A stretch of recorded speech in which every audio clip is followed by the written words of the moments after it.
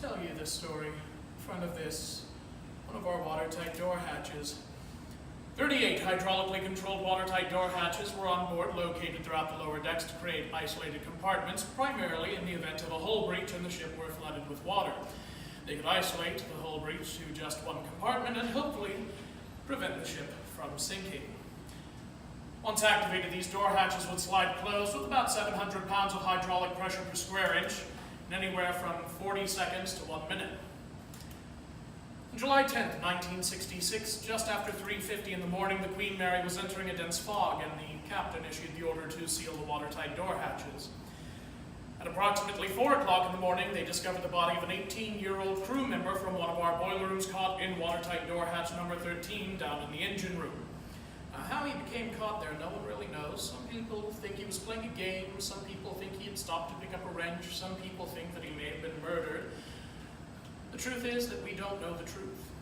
We may never fully understand the truth behind his accident.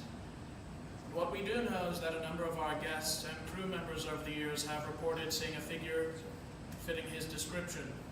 Described as wearing dark blue oil-stained coveralls, he has a beard, wears a white cap. Been seen in close proximity to watertight door hatch 13.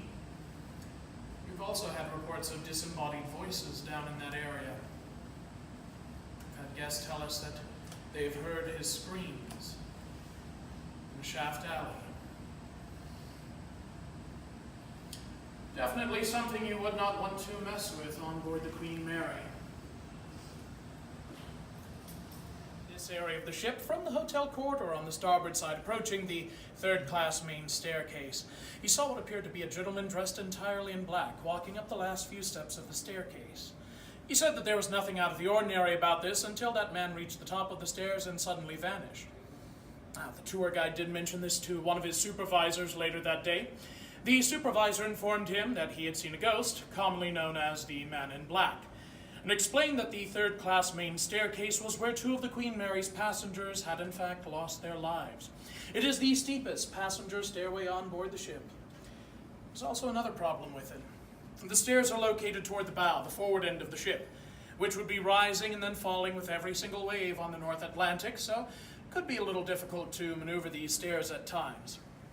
It turns out that a number of the passengers on board the Queen Mary did lose their footing while walking up or down the stairs, fell down to the deck below, did not survive their injuries.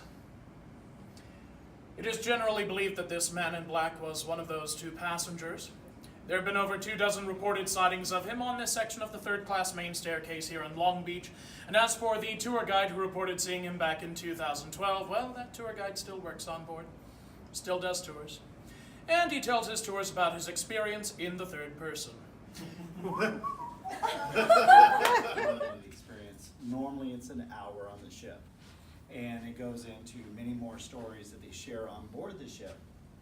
But beyond the Haunted Encounters tour, and it's generally a daytime tour, it crosses a little bit over into the early part of the evening, but then we have a ship walk nighttime tour that's a 2-hour experience in the evening. It does currently follow a lot of the Haunted Encounters part of that portion of the tour. But beyond that, it takes you to the isolation ward and other areas of the ship as well. So that's a great one to experience if you want at night. And then what you're going to be experiencing tonight is a very, very small taste of our paranormal investigation, which we offer on Friday and Saturday and Sunday nights. Friday and Saturday nights, it starts at 11 p.m. and it runs until about 2:30, 3 o'clock in the morning. Sometimes even 3:30 if you actually are having some activity going on. He won't stop it. On Sunday nights it starts at 10 o'clock, so it's 1 hour earlier because theoretically you might be going to work the next day, which we think that's not going to happen. But the paranormal investigation is truly, and Matt will give you a little bit of insights on that. That one is truly not a tour, but it is meant for you to hopefully experience true activity on board the ship.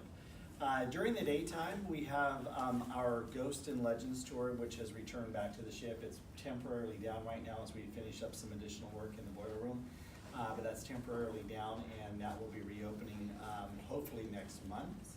And for those of you who came and experienced that in November, that one is really more of a entertainment-based based ghost type tour that is purely just with effects and things like that. But it does take you into some great areas of the ship, including the boiler rooms, which is not commonly accessible to our guests. So that kind of rounds out our experiences in the paranormal world. And then of course, every year, September and October is, I would like to believe, is the premier Halloween haunt experience of Southern California, and that's Dark Harbor.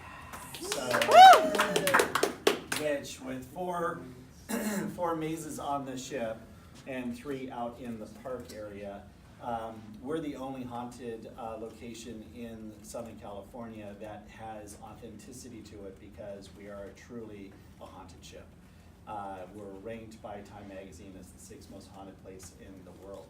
So you can't really not come to a place like that and not experience an incredible Halloween haunt like Dark Harbor in any of our other Southern California locations. So anyhow, I hope you enjoyed it. I don't know where you're going. We went to the paranormal experience. Okay, so we're gonna wait for Matt to come up, and then I see our next group is here, so. Yes. That is Tori's group, but I don't see Tori. Ghost Hunter.